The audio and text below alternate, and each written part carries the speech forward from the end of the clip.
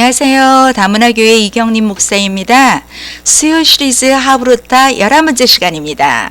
오늘 주제는 다르게 새롭게 생각하는 하브루타입니다.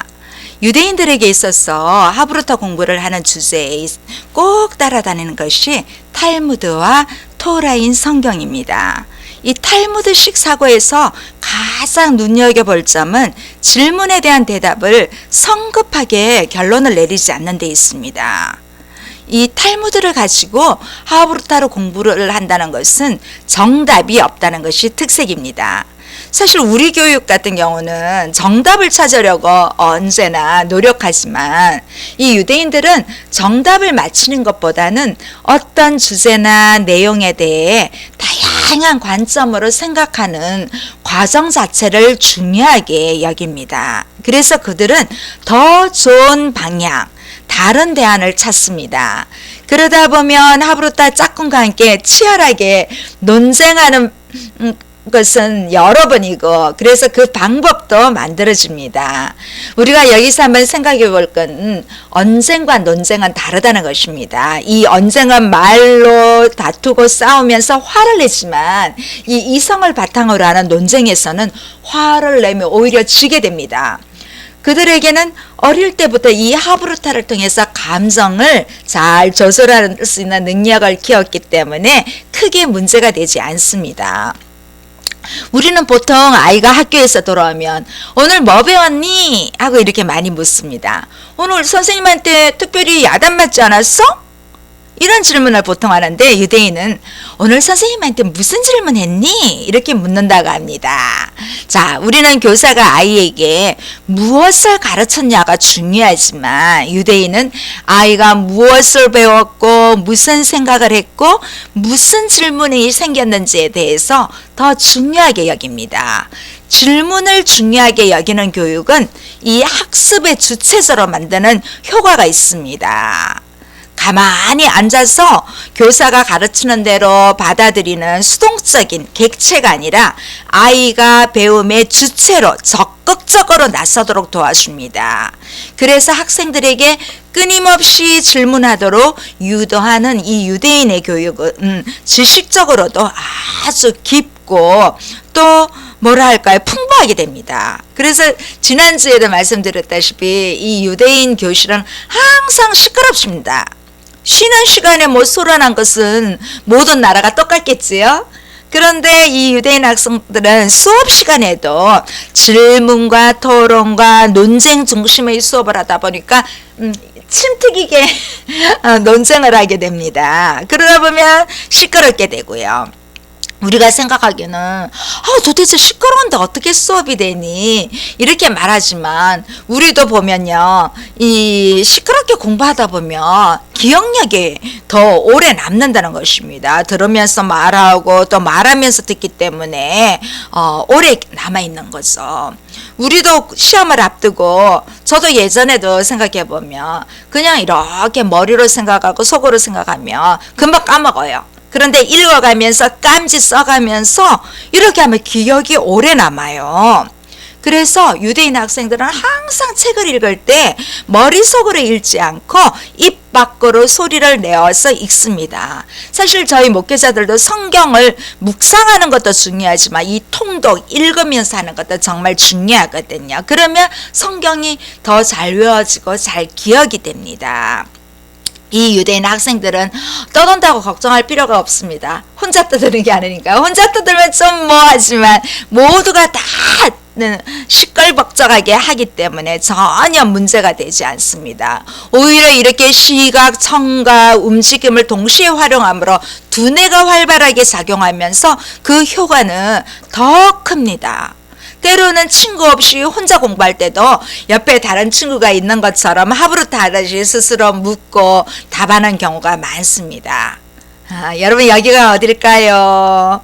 네, 이스라엘 예루살렘에 있는 통곡의 벽입니다. 저도 여기 2019년도에 가보았습니다. 그때 기도문을 써서 통곡의 벽 사이에 끼우고 왔습니다. 벌써 3년이 가까워지는데 제 기도문이 아직 있는지 궁금합니다. 이곳에서 유대인들은 대부분 몸을 앞뒤로 흔들면서 토라를 소리내어 읽고 또 기도를 합니다. 모두가 조용히 기도하고 조용히 말씀을 묵상하는 게 아니라 정말 내 소리 누가 듣는지 상관없이 내 소리를 또 들어도 아무런 상관도 없고요. 자신의 소리를 내어가면서 말을 합니다. 오히려 가만히 있으면 저 사람 기도 안 하는구나. 저 사람 토라 읽지 않구나. 그렇게 되는 거예요. 그래서 몸을 움직이며 저 사람이 기도하고 있구나. 저 사람이 토라를 읽고 있구나. 이렇게 생각하고 있습니다. 우리가 여기서 한 가지 좀 짚고 넘어갈 사항은요.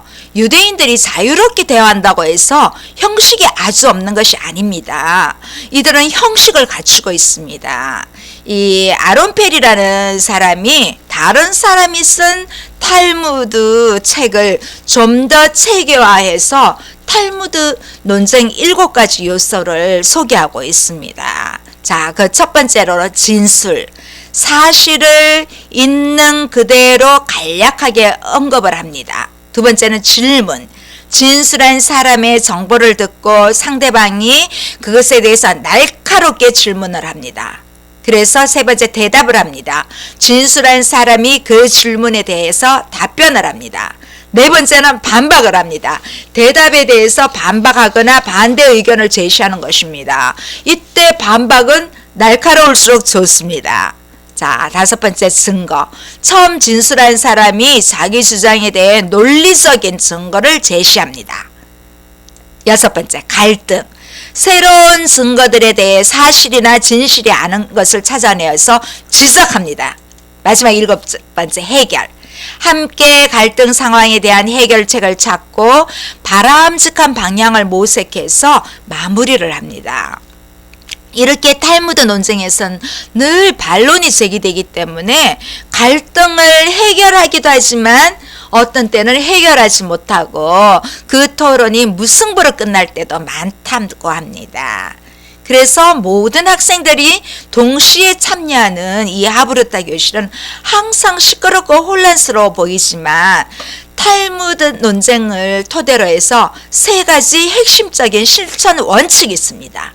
첫 번째, 집중해서 듣기와 논리 정연하게 말하기입니다. 또 두 번째는 깊게 생각하기와 명확한 논점을 정합니다. 또 세 번째, 무엇보다 날카롭게 반박하기와 논리적으로 증명하는 것을 아주 중요한 핵심적인 실천 원칙으로 정해놓고 하고 있습니다. 이렇게 전통적인 하브르타 수업은 짝지은 학생들이 함께 텍스트를 크게 읽는 것으로 시작합니다. 그리고 각각 그 텍스트를 어떻게 이해했는지 발표하고 상대방은 짝이 발표하는 내용을 집중해서 듣습니다. 이때 무엇보다 선행되어야 할 것은 텍스트에 대해 깊게 생각하면서 토론과 논쟁을 이끌어가는 것입니다. 그러면서 포인트를 찾습니다. 하브르타가 진행될수록 텍스트의 특정 장르를 해석하는 데 집중하고 또 특정 문장이 의미하는 초점을 맞추면서 주제와 또 논점에 대해 깊이 파고듭니다. 이 하브르타의 핵심으로는요, 질문, 반박, 증명이 있습니다. 토론하고 논쟁하는 과정에서 상대방이 전개하는 논리의 허점을 파고드는 날카로운 질문과 예리한 반박, 그리고 본인의 논리를 더욱 강화하는 증명이 풍성할수록 이 하브르타는 더 훌륭한 수업이 됩니다. 이 질문은 대답을 요구하는 것이므로 주도권을 갖게 됩니다. 아마도 이 유대민족의 힘이 이렇게 많은 질문으로 나왔다고 해도 과언이 아닙니다. 이 탈무드 논쟁 역시 질문으로 시작해서 질문으로 끝납니다. 이 지도하는 랍비나 교사는 가장 날카롭게 또 새로운 질문을 하는 학생을 최고의 평가를 합니다. 그리고 유대인 학교에서는 이렇게 질문을 가장 잘하는 학생이 항상 리더하고 주도합니다. 자, 이러한 질문으로 인해 유명한 사람들이 나왔습니다. 여러분 누구시죠? 스티브 잡스시죠. 아, 조금 향년 56세로 너무 빨리 가신 거에 안타깝습니다. 자, 이 스티브 잡스가 한 일은 정말 대단하지요. 우리가 이분에 대해서는 여러 가지로 잘 알고 있습니다. 또 이러한 질문으로 인해 세계 최대 SNS가 나왔습니다. 여러분 잘 아시는 페이스북. 또 세계 곳곳에 스타벅스가 탄생했습니다. 이런 대화의 능력이 위대합니다. 이후로도 스티브 잡스 같은 분과 또 스타벅스 같은 기업은 지속적으로 나올 것이라고 봅니다. 자, 무엇보다 이 하브루타를 잘 하려면 질문을 잘 만들 줄 알아야 됩니다. 보통은 한 문장씩 번갈아 가면서 토론하기 때문에 하브루타 학습이 되기 위해서는 한 문장으로 최대한 많은 질문을 만들어야 합니다. 그래서 하브루타를 통해 깊은 공부를 하기 위해서는 단순한 단어 하나, 문장 하나에도 많은 질문을 다채롭게 만들어내는 것이 무엇보다 중요합니다. 이 하브루타는 질문을 만드는 것이 핵심인데 사실 우리 부모님들은 시험 문제가 의도하는 것을 빠르고 정확하게 파악하는 능력을 우선적으로 보지 않습니까?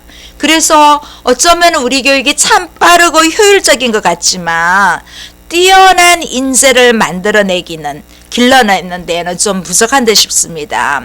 이 탈무드의 비유처럼 바로 가는 먼 길이 되는 것입니다. 이렇게 유대인들의 교육을 보면요, 가까이 직진하지 않고 멀리 돌아가는 것처럼 보이지만 결국은 돌아가는 지름길로 핵심에 접근하게 됩니다.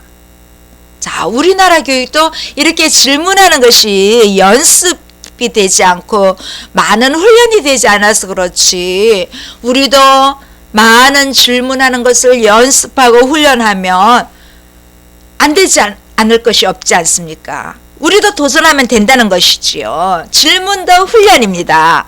스스로 질문을 만들어내면 우리도 하브루타가 됩니다. 여럿 있는데 질문하기 부끄러우면 혼자서 질문해보는 거예요. 어떤 때는 스스로 물어보지 않습니까? 우리 기도하는 것도 어쩌면 하나님 앞에 질문하지 않습니까? 자, 이 하브루타의 목적은 논쟁에서 이기기 위한 것이 절대 아니기 때문에 서로 의견이 다르다는 것을 인정하고 서로의 의견을 수용하여 상대방의 마음과 생각을 살펴주는 것이 무엇보다 중요합니다. 여러분, 우리가 한 주 동안 우리 가정에서 아이들과 또는 부부 또 다른 가족들 사이에 이러한 하브루타 방법으로 상대방의 마음과 생각을 살펴주면 우리 가정이 더 따뜻한 가정이 되지 않을까요? 자, 다음 주에는 우리 아이가 성공하는 것보다 행복하는 것이 우선이다에 대해서 알아보도록 하겠습니다. 여러분 감사합니다.